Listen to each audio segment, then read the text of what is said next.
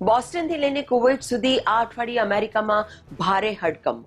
Indian nationals પર you visa ફ્રોડનો મોટો આરોપ અને ઈરાન અટેક પછી અમેરિકન સોલ્જર્સના મોતનું એવું સત્ય સામે આવ્યું છે જે અત્યાર સુધી છુપાવવામાં આવ્યું હતું. નમસ્તે, હું છું ગાયત્રી અને તમે જોઈ રહ્યા છો હેડલાઇન્સ વિથ ગાયત્રી. ચાલો મોડું કર્યા વગર શરૂ કરીએ આજની હેડલાઇન્સ. સૌથી પહેલી હેડલાઇન છે, બોસ્ટનના ફેડરલ પ્રોસિક્યુટર્સે 10 ઇન્ડિયન નેશનલ્સ ઉપર ગંભીર આરોપ લગાવ્યા છે.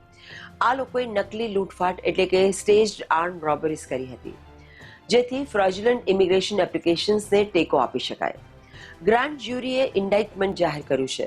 આ પહેલા માર્ચ 2026માં પણ ચાર્જ દાખલ કરવામાં આવ્યા હતા. ઓથોરિટીઝના જણાવ્યા મુજબ આ કાવતરું એટલા માટે રચવામાં આવ્યું હતું જેથી સ્ટોર ક્લાર્ક્સને વાયલન્ટ ક્રાઇમ્સના શિકાર બનાવી શકાય અને પછી તેઓ યુ વિઝા માટે અપ્લાય કરી શકે. સમજવા માટે જણાવી દઉં કે યુ વિઝા એવા ઇમિગ્રન્ટ્સ માટે હોય છે જેમણે કોઈ પણ પ્રકારની માનસિક કે શારીરિક યાતના સહન કરી હોય અને પછી ઓથોરિટીઝને તપાસમાં મદદ કરી હોય. હવે કોણ છે આ આરોપીઓ?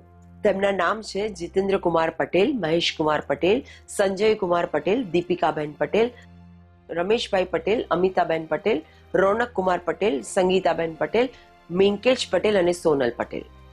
જી હા, અફસોસની વાત એ છે કે આ બધાનો સંબંધ આપણા ગુજરાત અને હિન્દુસ્તાન સાથે છે. નવાઈ નથી કે વિઝાના મામલે આવા કેટલાક ખરાબ તત્વોને કારણે સારા લોકોએ પણ સહન કરવું પડે છે.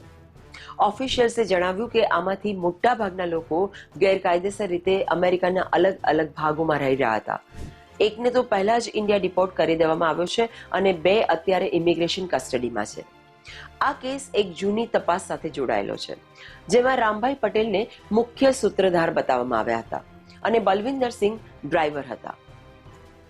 આ બંને પર ડિસેમ્બર 2023માં ચાર્જ લાગ્યા હતા અને મે 2025માં તેઓ દોષિત સાબિત થયા હતા. કોર્ટના દસ્તાવેજો મુજબ આ ગેંગ માર્ચ 2023થી અત્યાર સુધીમાં ઓછામાં ઓછા 6 કન્વીનિયન્સ સ્ટોર્સ, લીકર શોપ્સ અને ફાસ્ટ ફૂડ આઉટલેટ્સમાં આવી નકલી લૂંટ કરી ચૂક્યા છે. મેસેચ્યુસેટ્સ અને બીજી ઘણી જગ્યાઓ પર લૂંટારાઓ દુકાનમાં ઘૂસતો અને નકલી બંદૂક બતાવતો, કેશ લૂંટતો અને ભાગી જતો અને આ બધું સર્વેલન્સ કેમેરામાં રેકોર્ડ થતું. પણ અસલી કાવતરું એ હતું કે ક્લાર્ક્સ અને સ્ટોર ઓનર્સ ઘટનાની ઘણી મિનિટો પછી પોલીસને જાણ કરતા હતા, જેથી ગુનો સાચો લાગે.